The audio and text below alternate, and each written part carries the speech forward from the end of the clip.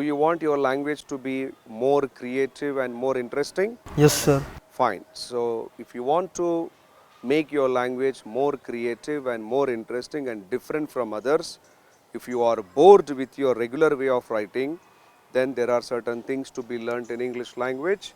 They are called idioms and phrasal verbs.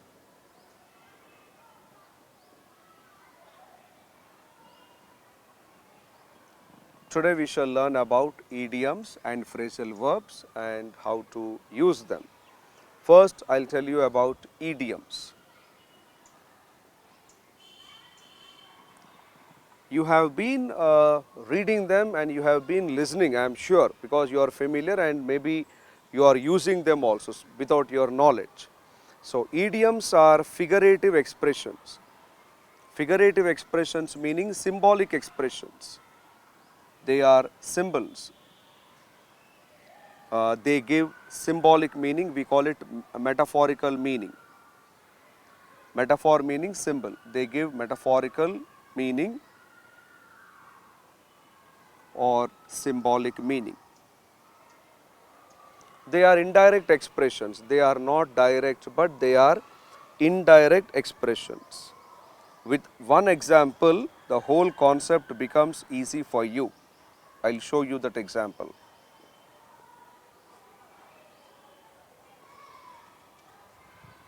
The leader is shedding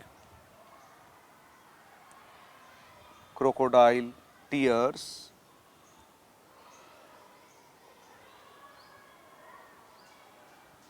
at the fate of the farmers.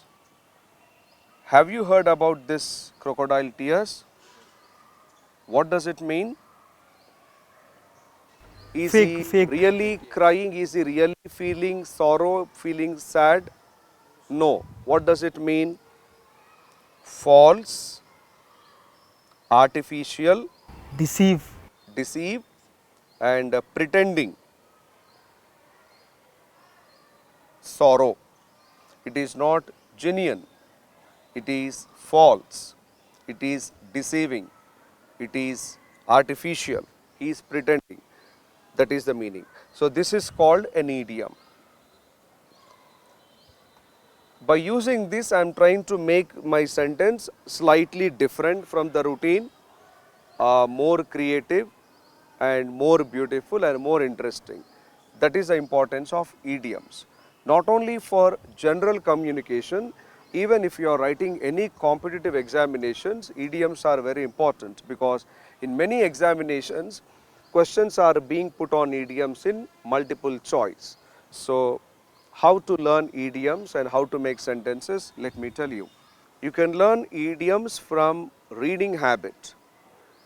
You should have the habit of reading.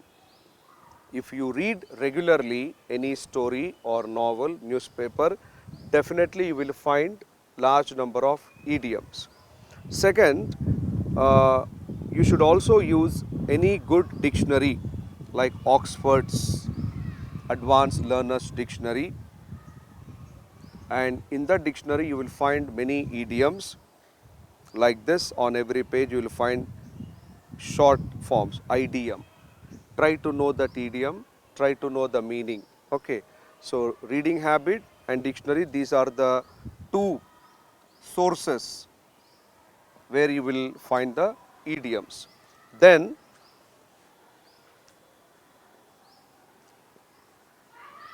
know the meaning and know the usage. You have to know what is the meaning and how to use it. Then next step, fourth step, make own sentences with them. Make own sentences. Now, fifth point, uses. You may ask me, why should I learn idioms? How is it related to English language? See, idioms have nothing to do with grammar. They do not have any grammatical value. All that they do is they bring some beauty to your language.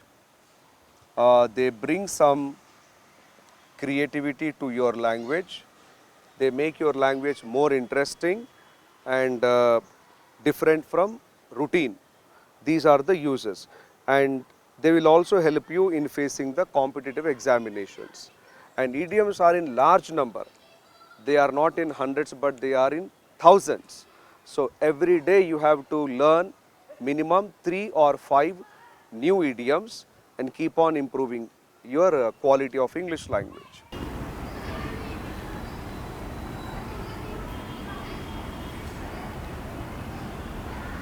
The Indian cricket team captain is on cloud 9.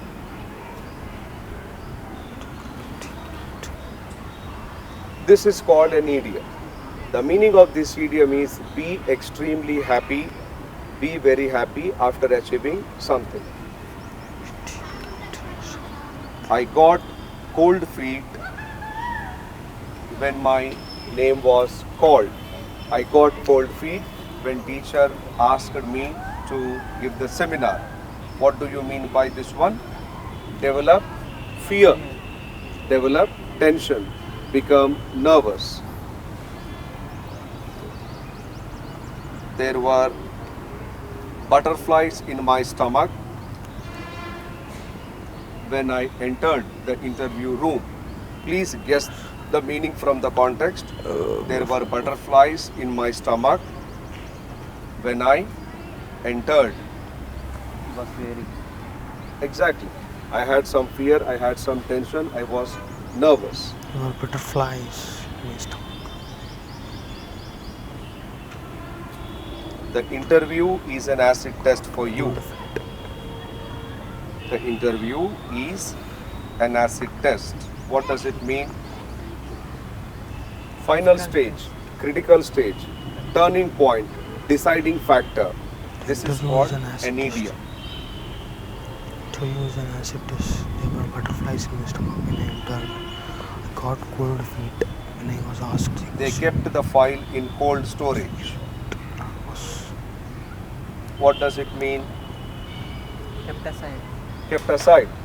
They are not file. working on it, they are not taking any action. So you will the find file in large cold number of storage. idioms like this in the newspaper mostly. Sometimes they give it in headlines, sometimes they give in the news items. Underline them, know the meaning and start using them. This is about idioms. Now next, coming to the phrasal verbs, the combination of a verb and a preposition is called phrasal verb.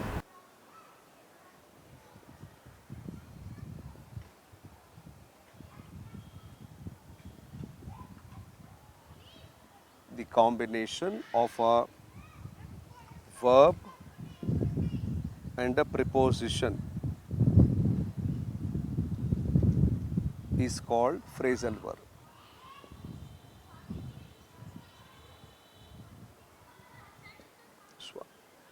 So phrasal verbs are more important, more useful than idioms because they will help you in improving your fluency. The most popular phrasal verb which you have been familiar with since your childhood is this one. I rang up my friend. What is the meaning of rang up? I gave call to my friend. That's all. Ring. So this is a verb, this is a preposition. Please carry on. Don't wait for me. Please proceed. Proceed. Continue. Please carry on. Don't wait for you. Suppose you are talking. I entered the classroom. Suddenly you stop. No, please carry on. He goes on disturbing everybody. He goes on disturbing. This is called verb. This is called preposition. The whole unit is called phrasal verb. He goes on disturbing everybody. What does it mean? He continuously Continuously, non-stop. In the same category, we have one more phrasal verb, keep on. keeps He on. keeps on talking. Once she starts talking, she doesn't stop, keeps on talking. My uncle gave up smoking. My uncle gave up smoking. Quite easy to guess the meaning from the context. Did he continue or did he quit? He quit. And you can use phrasal verb in any tense. Gave up, give up, gives up, giving up, has given up, should give up, must give up. You can use in all the ways. Whenever you come to Secunderabad, please drop in at my place. Please drop in at my place. This is called a phrasal verb. What is the meaning of drop in? A formal visit or a casual, unplanned visit? Unplanned. Unplanned, casual visit. Just casually walk in whenever you come to Secunderabad. The workers called off their strike. Where is the phrasal verb? They called off. Called off. What could be the meaning of this one? Can you guess? Cancel. They cancelled the strike. Cancel. So, sir, I have a question. Please. Called off means in between they stopped it, or No, it has not even started. They have been on agitation for 1 or 2 weeks, 1 month.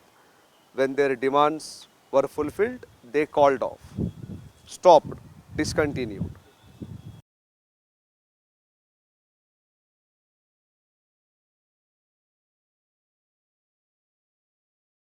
He can get along with anybody.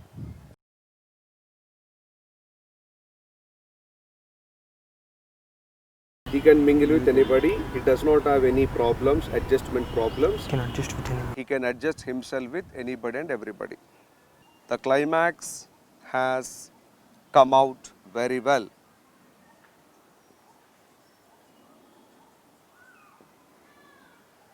Good result, good outcome. You know the meaning of outcome.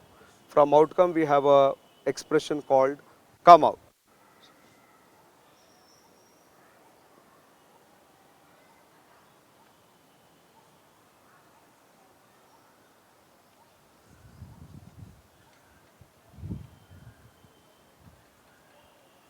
They pulled on somehow for 2 weeks.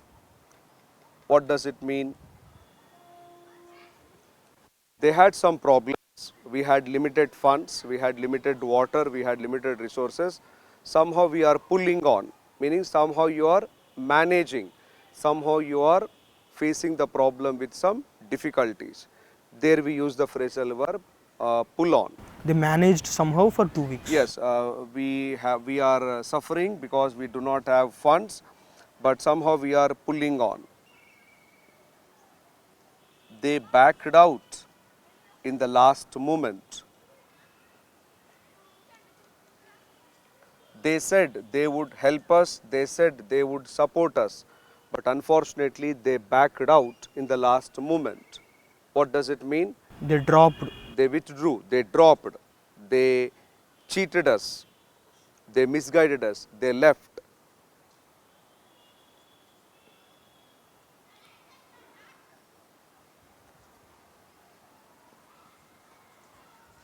Please don't blow up this issue. I am requesting the reporters, I am requesting the media. Gentlemen, please don't blow up this issue. Don't exaggerate. Don't make it very big. Just let it go unnoticed. So you need a good dictionary, because phrasal verbs also do not give a direct meaning, they give indirect meaning. So without dictionary it is quite difficult to know the meanings. Collect phrasal verbs, know the meanings, and keep making own sentences, not exercises. So please enrich your language by learning more and more idioms and phrasal verbs. I wish you all a successful learning. Have a great time. Thank you, sir.